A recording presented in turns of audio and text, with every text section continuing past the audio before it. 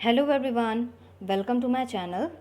So now in this video we will talk about the celestial bodies. Okay?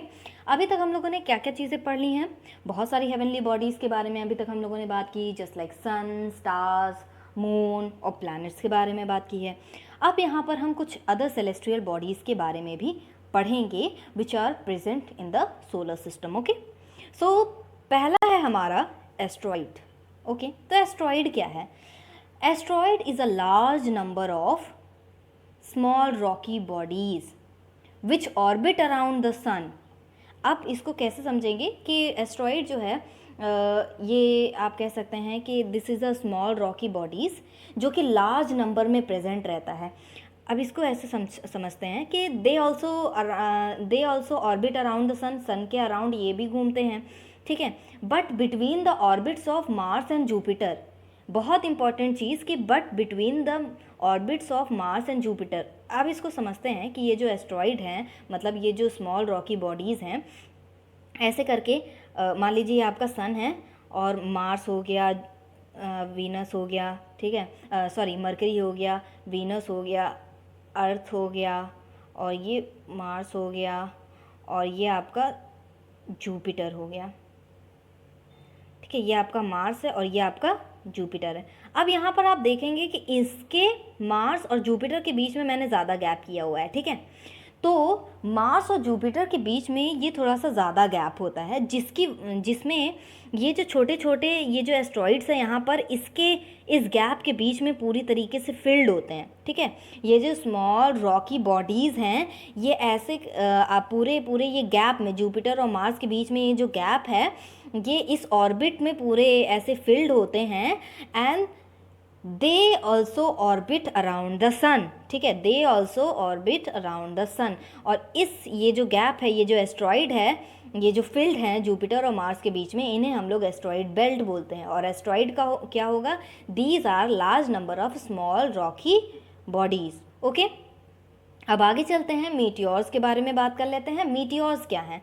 ठीक है, तो meteor जो हैं वो एस्ट्रॉइड से ही बने हुए हैं. तो asteroids, these are small pieces of stones and metallic rocks. बहुत ही छोटे छोटे पीसेस स्टोन्स के और मेटालिक रॉक्स को मिला करके आपकी मीटियोर्स बने हुए हैं, कंसिस्ट हैं, जिससे जो कि बहुत ही ज़्यादा स्पीड में ट्रैवल करते हैं. बहुत ज़्यादा इनकी स्पीड होती है, ठीक है. तो जब इतनी हाई स्पीड में ये ट्रैवल करते हैं कि कभी कभार या अधिकतर करके ये क्या होते हैं, अर्थ एटमॉस्फेयर में एंटर कर जाते हैं. जैसे कि अगर ये बहुत स्पीड में ऐसे राउंड कर रहे हैं तो अर्थ के एटमॉस्फेयर में ये एंटर कर जाते हैं. और जैसे ही अर्थ के एटमॉस्फेयर में एंटर करते हैं, क्योंकि ये हीट हो जाते हैं, हीटेड हो जाते हैं due to the air friction, क्योंकि एयर फ्रिक्शन की वजह से बहुत तेज़ी से हीटेड हो जाएंगे. और धीरे धीरे हमें ऐसा लगेगा कि वो जैसे ही अर्थ के एटमॉस्फेयर में एंटर करेंगे तो कभी कभार तो वो हमें अपीयर होते हैं, दिखते भी हैं, तो उन्हें हम लोग टूटता हुआ तारा बोलते हैं, मतलब शूटिंग स्टार बोलते हैं. अगर वो दिख जाते हैं हमें एटमॉस्फेयर में, अर्थ के एटमॉस्फेयर में, तब तो हम उन्हें शूटिंग स्टार बोलते हैं. एक्चुअली में वो शूटिंग स्टार नहीं होते हैं, वो मीटियोर्स होते हैं, लेकिन उन्हें ऐसे जनरल लैंग्वेज में हम शूटिंग स्टार बोल देते हैं. तो जब भी ये अर्थ के एटमॉस्फेयर में एंटर कर जाएंगे तो they appears as a streak of light in the sky. So they are bright streaks of light in the sky, जिसे हम लोग शूटिंग स्टार्स या फॉलिंग स्टार भी बोलते हैं. बट एक्चुअल में वो क्या होते हैं? मीटियोर्स होते हैं, ठीक है. तो ये जो होते हैं ये यूजुअली बहुत ही स्मॉल ऑब्जेक्ट होते हैं, जो कि ओकेजनली हमें देखने को मिलते हैं अगर अर्थ एटमॉस्फेयर की बात की जाए. बट ये हमारे जो अगर हम बात करें मीटियोर्स की, तो ये यूनिवर्स में जब ये प्रेजेंट होते हैं तो बहुत ज़्यादा हाई स्पीड में ट्रैवल करते हैं, और कभी कभार ये अर्थ एटमॉस्फेयर में एंटर कर जाते हैं. और अर्थ एटमॉस्फेयर में जब ये ट्रैवल करते हैं due to the air friction, ये बहुत ही ज़्यादा हीटेड हो जाते हैं. बहुत ज़्यादा जब हीटेड हो जाएंगे तो फिर ये इनमें से जो आपको ये इस तरीके से दिखेंगे कि they will look like a bright strikes of light, ठीक है. तो जिसकी वजह से हम इन्हें शूटिंग स्टार बोलते हैं. बट एक्चुअल में ये क्या होते हैं? मीटियोर्स होते हैं। और जब ये अर्थ एटमॉस्फेयर में एंटर कर जाएंगे, कुछ तो ऐसे होते हैं कि वो पूरे के पूरे बर्न कर जाते हैं। जैसे ही वो अर्थ एटमॉस्फेयर में एंटर करेंगे वो पूरी तरीके से बर्न हो जाएंगे, क्योंकि यहाँ पर due to the air friction, ठीक है, वो बर्न हो जाएंगे। बट कुछ ऐसे होते हैं मीटियोर जो कि पूरा अर्थ एटमॉस्फेयर तक आते हैं और वो अर्थ पे एकदम टच करते हैं और वो आप कह सकते हैं कि ज़मीन पे गिर जाते हैं या अर्थ एटमॉस्फेयर में हमें देखने को मिलते हैं, तो उन्हें हम लोग मीटियोरॉइड्स बोलते हैं। अगर वो एटमॉस्फेयर में ही रहे और वो due to the air friction वो बर्न हो गए, ठीक है, बर्न हो जाएंगे तो वो उड़ जाएंगे, उनको फिर हम नहीं देख पाएंगे, ठीक है, वो अर्थ को फिर टच नहीं कर पाएंगे, मतलब अर्थ में ज़मीन पर वो टच नहीं कर पाएंगे, तो they will be called as meteors, okay.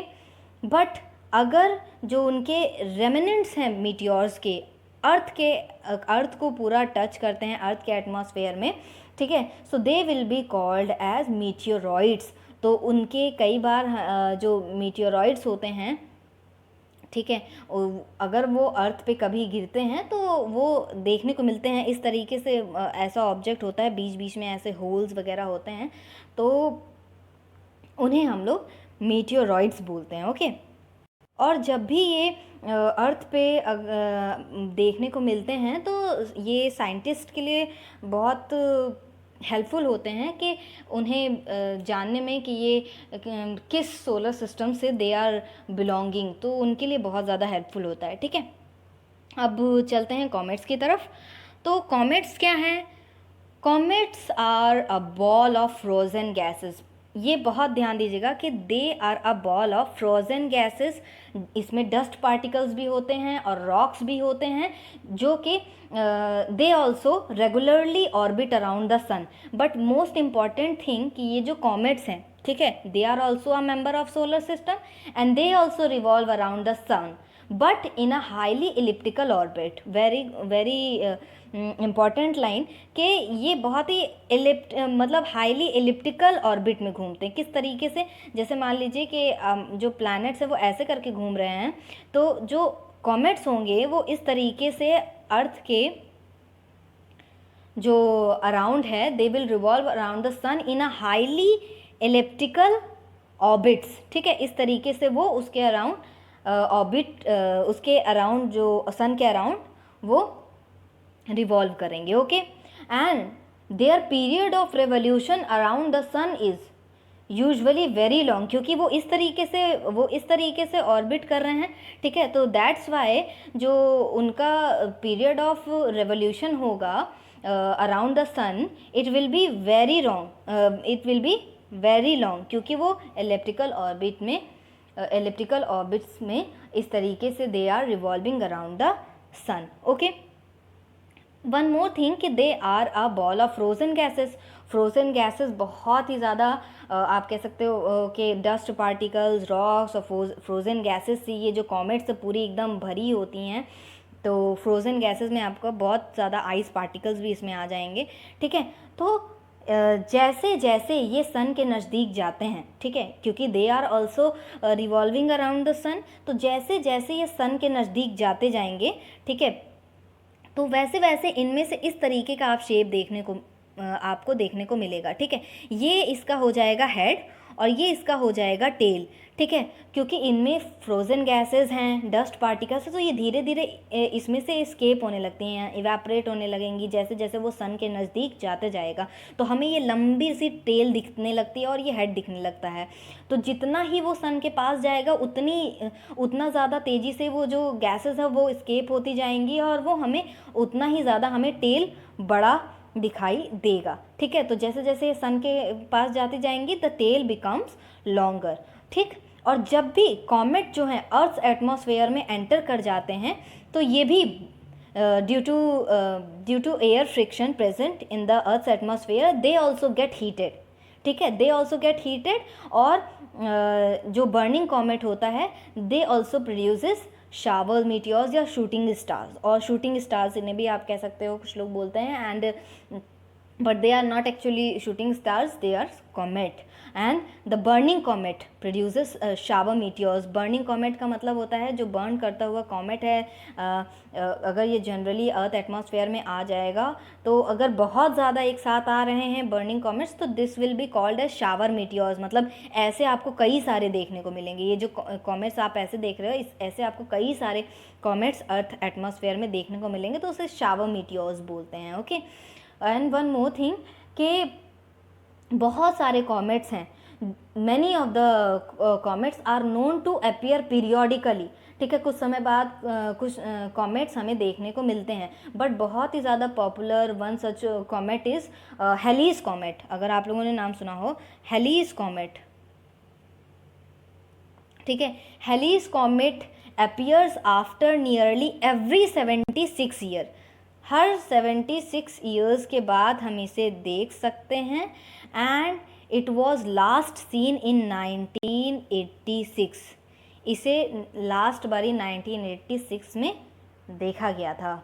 Okay, अब चलते हैं अपने नेक्स्ट टॉपिक की तरफ, दैट इज़ आर्टिफिशियल सैटेलाइट्स।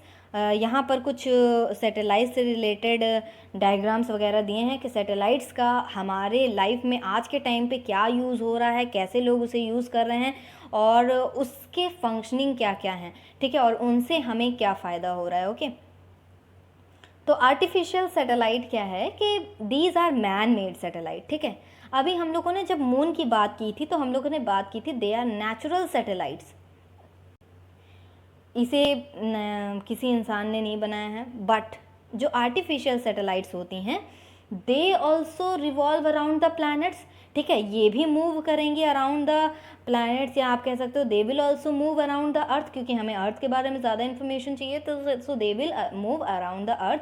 और ये मैन मेड होती हैं, इन्हें इंसान बनाते हैं। ठीक है, सो जो आर्टिफिशियल सैटेलाइट होती हैं they are man made machine and they also continuously orbit around the heavenly bodies. ठीक है, ये भी continuously they also orbit around the heavenly body for the purpose of scientific investigation.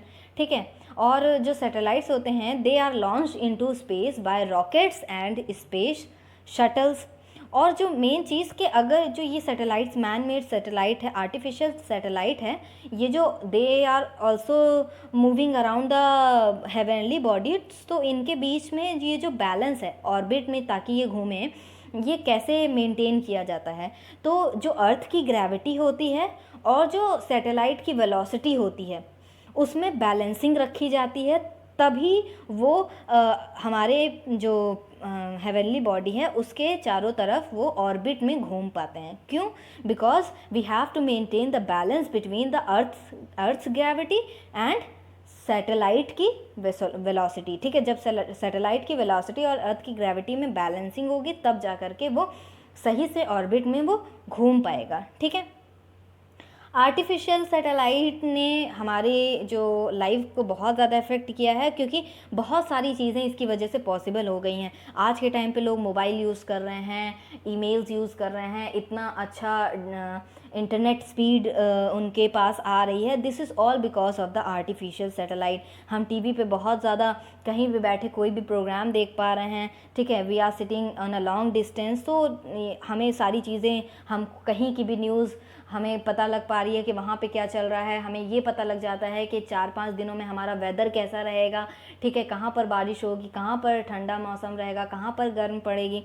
ठीक है, तो वो सारी हम चीज़ें जो पता लगा पाते हैं, these all just because of the artificial satellites. ठीक है, तो it has made possible long distance transmission of TV programmes, it has made possible internet और टेलीफोन, ये सारी चीज़ें। And these satellites are also used for remote sensing. ठीक है, remote sensing, spying और डिफेंस और रिसर्च के लिए भी यूज़ किया जाता है। ठीक है, आर्टिफिशियल सैटेलाइट बहुत ज़्यादा डिफेंस में और रिसर्चेज में भी बहुत ज़्यादा इनका यूज़ होता है। ठीक है, and we can collect some of the information about the weather forecasting and telecommunication, agriculture से related, land, ocean, कहाँ पर मतलब ओशियन में कब आपका हाई टाइड आएगा या कब चीज़ें आएगी, तो वो सारी चीज़ें हम बेसिकली सैटेलाइट के थ्रू बहुत अच्छे से समझ सकते हैं। ठीक है, अब कुछ इंडियन सैटेलाइट्स के बारे में यहाँ पर बताया गया है। तो पहले जान लेते हैं कि जो इंडियन सैटेलाइट्स है वो सारी चीज़ वो कौन लॉन्च करता है, इसरो। ठीक है, ISRO Indian Space Research Organisation is in charge of, किसका इंचार्ज है, इंडियन सैटेलाइट्स का इंचार्ज है ये। ओके, तो पहली सैटेलाइट जो इंडिया में बनी थी इट वॉज आर्यभट्ट। ठीक है, and Aryabhata was launch in 1975 by Soviet rocket. और जो उसके बाद में भी बहुत सारी सैटेलाइट्स हमारे यहाँ इंडियन सैटेलाइट्स में बनी हैं, just like EDUSAT, IRS, INSAT. ठीक है, इनसेट वगैरह, इनसेट और बनी हुई है IRS, एड्यूसेट। ठीक है, अभी रिसेंटली आपका बना है जो एक आप कह सकते हैं कि इंडिया ने लॉन्च किया था, वन मोस्ट वॉज मंगलयान। ठीक है, मंगलयान ऑल्सो, जिस पे हम लोग मार्स पे गए थे और वहाँ पे बहुत सारी इन्फॉर्मेशन वहाँ से कलेक्ट की गई हैं। ठीक है, so on October 22, 2008 India launch Chandrayaan. ठीक है, फ्रॉम श्रीहरिकोटा। ठीक है, श्रीहरिकोटा से। और इट वाज, आप कह सकते हैं, it was a historic moment of the Indian space will be written in the golden years. But उससे पहले बहुत सारी चीज़ें हम लोगों ने बहुत सारे सैटेलाइट्स इंडिया में बनी हुई हैं। और इंडिया जो है, India is capable of launching its own satellites and they are making so much of satellites, and because of these satellites we are getting so much of facilities. Right now we are getting good internet speed and telecommunication, transmitting and forecasting weather and all. These all just because of the artificial satellites. Okay, and one more thing, geostationary satellite. Okay, geostationary satellite क्या होती है? तो geostationary satellite is a satellite जो कि हमें appear होती है कि it is stationary at fixed point relative to earth. जैसे वो हमें देखेगा कि हमें ऐसे अपीयर होगा कि this that is stationary at fixed point. ठीक है, जैसे मान लीजिए कि ये अर्थ है, ओके, और तो ये है आपका जियो स्टेशनरी ऑर्बिट। ठीक है, तो it will appear to be fixed at it will appear to be stationary at fixed point. ठीक है, related to अर्थ। ओके, तो पहली इंडियन जियो स्टेशनरी सैटेलाइट थी, इट वाज एप्पल। ठीक है, तो एप्पल का फुल फॉर्म है यहाँ पर एरायन पैसेंजर पेलोड एक्सपेरिमेंट। तो this was just for your general knowledge कि आपको जियो स्टेशनरी सैटेलाइट भी पता होनी चाहिए। ठीक है, और जितने भी इंडिया से related space research and all होगी वो कौन करेगा, वो इंडियन स्पेस रिसर्च ऑर्गेनाइजेशन उसके लिए रिस्पॉन्सिबल होगा। ठीक है, so in this video we have learned about the artificial satellite, we have learned about the celestial bodies just like asteroids, meteors and comets. ठीक है, so we will meet in the next video with some other topics. Please don't forget to subscribe my channel, share and like. Thank you.